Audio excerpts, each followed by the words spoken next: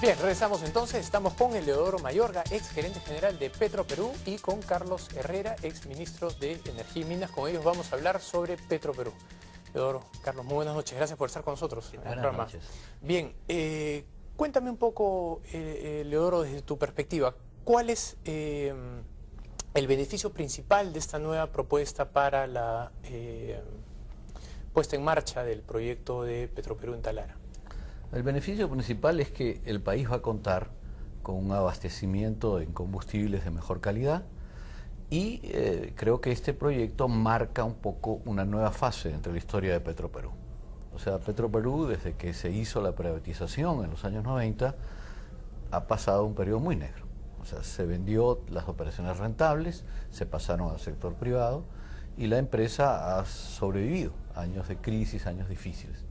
Creo que esta vez la propuesta es, vamos a ayudarlos con la refinería, pero también vamos a hacer un plan serio de potenciamiento de la empresa.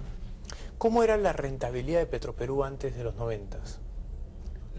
Petroperú tuvo una historia muy interesante desde que se fundó, en los años 70, hasta mediados de los 80. Creo que el primer gobierno de Alan García fue un año catastrófico. La inflación le tocó de pleno y Petroperú comenzó un proceso de descapitalización acelerado. Yo estuve en la gerencia general de la empresa cuando no teníamos suficiente para pagar sueldos, para hacer mantenimientos y verdaderamente no cumplir con nuestras obligaciones. Ahora, las empresas públicas, digamos, petroleras, hablemos de Petrobras, la empresa colombiana, por no hablar de Pemex en Venezuela, ¿no? ¿Cuáles son los incentivos que tienen a las mejoras tecnológicas? Porque el caso de Venezuela es el más patético de todos, ¿no? Donde hemos visto cómo sale permanentemente el personal técnico e ingresa gastos y personal político, y eso ha ido haciendo de la actividad petrolera una actividad básicamente pues de socialización, digamos, de los recursos petroleros venezolanos, ¿no? Así es. O sea, la industria petrolera ofrece oportunidades de crecimiento, de rentabilidad muy interesantes. O sea, el aumento de los precios del petróleo ha beneficiado a la industria de gran manera. Ahora, los estados participan en esta industria porque son los dueños de los recursos y para ello pueden escoger hacer sus operaciones con privados o con empresas estatales. La realidad es que muestra que van surgiendo proyectos cada vez más complejos en los cuales una combinación público-privada es lo saludable. Y aquí se marca la diferencia. Las empresas estatales que han quedado bajo el control del Estado, sobre todo en gobiernos, llamémosle altamente populistas, han sufrido duro. Y hoy en día PDVSA es una realidad. Mientras que aquellos que han logrado mantenerse con prácticas de buen gobierno, con una participación privada, han logrado elevar sus estándares y absorber nuevas tecnologías. Y han logrado expandir sus carteras, o sea, salir del contorno de sus territorios e ir a explorar, e ir a desarrollar actividades en otros países. Yo creo que aquí el camino está marcado en esta dirección. Creo que hay la voluntad de que Petroperú tenga una participación privada y que junto a ella se desarrollen proyectos, de manera gradual, o sea, comenzando por aquellos de bajo riesgo en proyectos de mayor riesgo, ¿no? Bien. Carlos, cuéntanos un poco, ¿qué es lo que cambia en este proyecto que lo hace, digamos, tan apetecible, o que la mayoría de las personas entendidas tengan pues un mayor compromiso con el proyecto? O sea, el proyecto básicamente es una ampliación, una modernización y también algunas medidas también de modernización que le permiten alcanzar los estándares que exige el mercado peruano. O sea, para mí lo vital del tema no es que esté de Petroperú de por medio. Para mí lo vital es que el Perú no deje de tener refinerías, porque si no se hace la modernización y las refinerías que tenemos no son capaces de producir los productos que exige el mercado por normas, simplemente ya no tenemos refinerías. Correcto. Ya Lo que no estamos sirve. haciendo es básicamente construir una nueva refinería, ¿verdad? No se está poniendo al día la que está hoy día presente, sino se está construyendo una nueva. En lo formal, estamos actualizando, modernizando una refinería existente. En los montos de inversión es casi como que estuviéramos construyendo una nueva refinería. ¿Sería mejor construir una nueva? ¿Qué es lo que al menos había entendido yo, que se estaba construyendo una nueva? Creo que esta opción no ha sido suficientemente explorada. Las cifras que he visto es que, por ejemplo, cuando se hablaban de los 3.500 millones de dólares, es que el equivalente de una nueva refinería estaría en el orden de 6.000 millones de dólares, con lo cual, pese a ser una inversión tan alta, es de todas maneras más barata que hacer una nueva refinería. Pero ahora el monto ha ido creciendo cada vez que se ha hablado de Petroperú y la remodernización, perdón, de Talara. El monto ha ido subiendo de 1.500 a 2.500, ahora son 3.500. Sí, de 300 a 700, sí, a 300, 800, 1.200, 1.700. ¿Y por qué sea eso? Porque es una de las cosas que más nos llama la atención a quienes no somos entendidos en la materia. ¿Por qué pasa esto y cada vez que sube se incrementa siempre por casi el 100%? Bueno, la historia de este proyecto data de finales de los años 90, en el cual el mercado petrolero evoluciona hacia productos de mejor calidad. Primero se elimina el plomo en las gasolinas, luego se reduce el diésel, el azufre en el diésel, el azufre en las gasolinas, y bueno, esto va a seguir. Vamos a tener que seguir haciendo inversiones para retirar aromáticos. Esto es una carrera en las mejoras de la calidad del aire y en las tecnologías de los vehículos o de los equipos que utilizan combustibles. Entonces el proyecto se inicia en esta fecha y primero se piensa solamente hacer la desulfurización. Después se dice, esto no es tan conveniente, hay que ampliar la capacidad de la refinería, puesto que si solo nos quedamos en las mejoras de los combustibles, no tenemos mejoras en la cantidad requerida por el mercado. Entonces el proyecto evoluciona, como dice Carlos, que comenzó con una primera unidad, se hizo una segunda. Esto no es una nueva refinería, pero es modernizar una refinería antigua a lo que hoy día se tiene como mejoras tecnológicas óptimas en refinación. Nosotros vamos a tener la mejor refinería de toda la costa del Pacífico. Vamos a poder competir en mercados internacionales. Ahora, hay que tener en cuenta de que esto se ha hecho con muchos estudios. Y hemos visto revisiones de revisiones a lo largo de los 15 años de historia de este proyecto. Y hoy en día se tiene un proyecto ambicioso, pero es un proyecto que nos va a permitir competir en cualquier mercado. ¿En qué momento se produce este nuevo proyecto? Porque de Petroperú se viene hablando hace ya muchos años y cada vez que se ha presentado el proyecto efectivamente ha tenido un mayor monto, pero también ha tenido cambios en cuanto a la propiedad, por ejemplo, de la empresa, en cuanto a los límites del downstream y el upstream, ¿no? Este último proyecto, ¿cuándo se comienza a gestar? ¿En qué momento? Mira, en la industria de la refinación hay lo que se conoce primero como una destilación simple. Si vamos, por ejemplo, a la refinería de Iquitos o la refinería de Pucallpa, es una destilación simple. Después hay una primera frase. ¿Eso es por la calidad del petróleo que se extrae? Simplemente el crudo que es procesado es separado en los diferentes combustibles. Es una destilación simple. Si uno comienza a tratar de tomar productos de poca rentabilidad, productos negros, y en convertirlos en gasolina, en diésel de mejor precio, uno comienza las actividades de conversión. La refinería que ahora se está proponiendo en Talara es una refinería de alta conversión, es decir, aún los residuos más pesados van a ser reducidos. Entonces, del crudo que vamos a procesar, un crudo pesado, vamos a obtener 50, 60, hasta 70% de productos ligeros. Entonces, esta es una refinería de alta conversión moderna. Uno no construye una nueva refinería. Hoy en día no se construyen nuevas refinerías porque la logística y los estudios de impacto ambiental son demasiado onerosos y demasiado difíciles. Uno utiliza las instalaciones que existen, los tanques, los muelles, los servidores a los camiones, los mecanismos de despacho, en fin, toda la seguridad, todo eso existe en una refinería. Eso se conserva. Lo que se hace es adicionar una serie de plantas que permiten llegar a esta refinería moderna. Ahora, nosotros con este proyecto lo que estamos, por lo que hemos escuchado por los medios, estamos limitando a Petroperú por ahora solo a la etapa de refinación, ¿verdad? No va a entrar todavía a hacer explotación de pozos.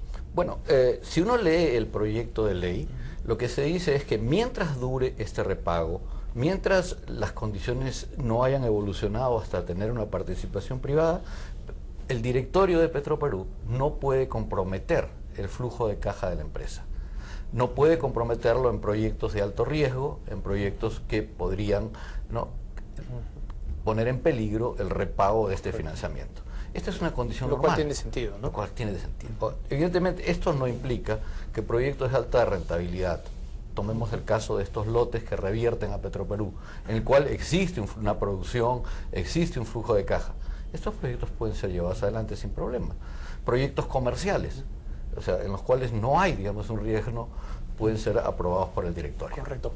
Carlos, quería preguntarte si en este proyecto está considerado, porque el préstamo es a 15 años, si mal no recuerdo, si está considerado el shock que va a producir el gas de esquisto en los precios mundiales de petróleo. O sea, no tendría por qué aparecer. No tendría por qué aparecer porque, en primer lugar, en el gas el costo de transporte es bastante alto. El Perú no lo veo en el periodo de vida necesario para el repago de la refinería, no lo veo importando gas de esquisto de otros lugares. Entonces el gas va a tener su mercado, el petróleo va a tener su mercado y los precios van a ser precios internacionales. O sea, pero el menor consumo norteamericano, me imagino, de petróleo a futuro, ¿eso no reducirá el precio mundial del commodity? Puede causar un efecto, sí. En ese aspecto sí, pero también hay un crecimiento muy fuerte de las economías y hay una necesidad cada vez mayor de energía. Entonces lo que se va a ver beneficiado es la economía de Estados Unidos, sin ninguna duda, por el gas de esquisto. ¿Cuántos años va a crecer más a esa misma velocidad? Tampoco lo sé, porque hay temas serios ambientales de por medio que en algún momento van a ser una barrera o un obstáculo. Hay temas que están en discusión sobre el tema. Pero hay países en crecimiento, economías como la de China, como la de India, que necesitan grandes cantidades de energía. Entonces, dudo que el precio del petróleo retroceda o pueda tener un efecto. Y en todo caso, la rentabilidad de este proyecto está, uno, en los márgenes que tiene, otro en los mayores volúmenes, porque pasa de 65 a 95, entonces eso va a tener su margen que le corresponde, y otro, lo que explicó Eleodoro, el hecho de ir a un proceso que le permite obtener mayor cantidad de destilados livianos y medianos, que tienen mucho valor. Una suerte de integración vertical, entonces. Para ponerlo en términos simples, parte de lo que hoy produce como petróleo residual, que vale igual o menos que el crudo que compra, va a ser convertido en gasolinas o diésel, que tienen un margen muy grande respecto al crudo que compra. Entonces esos son los elementos que le justifican la rentabilidad. Bien, vamos entonces nosotros a hacer nuestra primera pausa. Estamos conversando con Carlos Herrera y Eleodoro Mayorga. Vamos a una pausa y regresamos.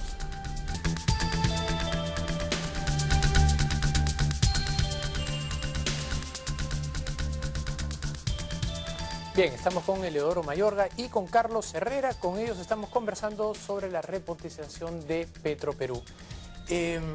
Ahora que estamos haciendo esta inversión tan fuerte en Talara, ¿qué es lo que va a ocurrir con Repsol? Repsol también se va a tener que ajustar rápidamente a la nueva legislatura, ¿verdad? Repsol ha comenzado ya su proyecto de modernización de la refinería La Pampilla. O sea, después del intento que hizo por vender los grifos, el negocio del GLP y la refinería, ha decidido quedarse, mantener estos activos, y no ha tenido más otra solución que comenzar su proyecto. ¿De cuánto es la inversión que tienen que hacer ellos? 800 millones, quizás lleguen a 1.000 millones con todas las cosas adicionales. Pero la diferencia entre el proyecto de Petroperú, de Talara, y el de La Pampilla es que ellos no llegan a la escala de conversión profunda a la cual se llega en el caso de Talara. Correcto. Ahora, del 100% que vamos a tener capacidad de refinar entre Talara, Repsol y algunas otras refinerías más pequeñas, de ese 100%, digamos, de demanda, ¿qué porcentaje va a poder ser extraído localmente y qué porcentaje tenemos que importar? Yo creo que vamos a lograr cubrir las necesidades de destilados medios y de gasolinas enteramente cuando los dos proyectos estén funcionando. O sea, el balance de producción que se tiene aquí en el país contra la demanda, suma la producción de las refinerías y también las plantas de fraccionamiento. O sea, la planta de Pisco, por ejemplo, produce GLP, produce naftas y produce un corte de diésel que se suma a la producción refinera. Ese conjunto va a ser suficiente para para mantener una balanza comercial equilibrada en el sector. O sea, el 100% de la refinación sería extraída localmente. Así es. En base a los lotes que son tanto de Petroperú como privados. No, o sea, esto es en cuanto a la producción, ¿no? Pero en cuanto a la producción de crudo, ahí sí tenemos problemas. O sea, ¿qué porcentaje tenemos que importar?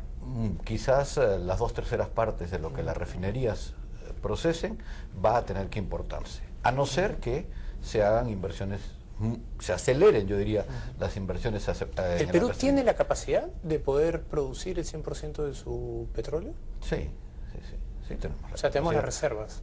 O sea, yo creo que existen zonas en las cuales hay prospectividad suficiente para lograr a producir y regresar a producir lo que estuvimos produciendo, 150.000, 200.000 barriles por día. Ahora, la sociedad de petróleos que se acaba de formar, ellos se quejan mucho del tiempo que toma los trámites, ¿no? Se hablan de 2 años en Colombia y casi entre 4 y 5 años para Perú.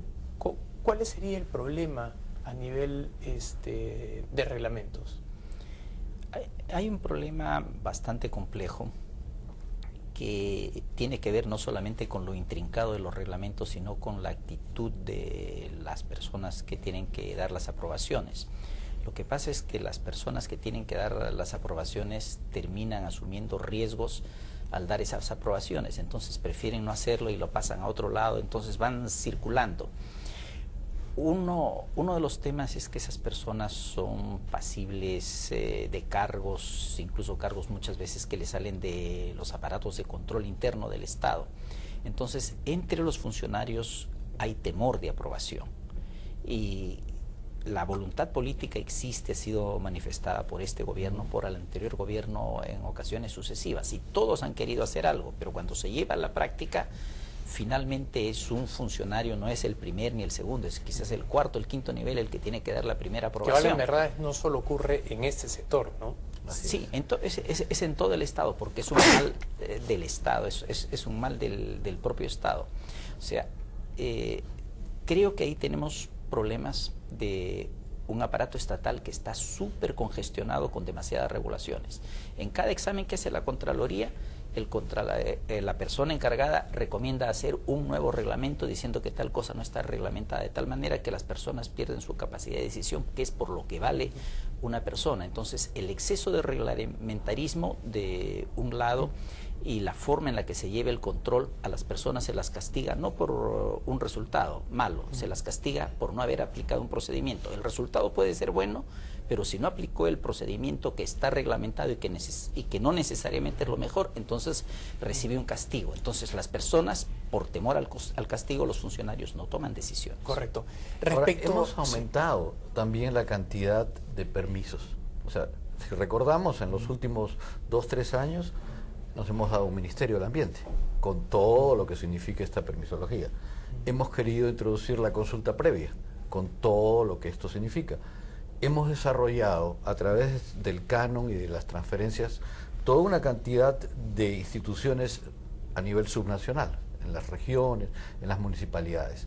Y todos estos funcionan con funcionarios temerosos, como dice Carlos, y tienen necesariamente muy poca coordinación.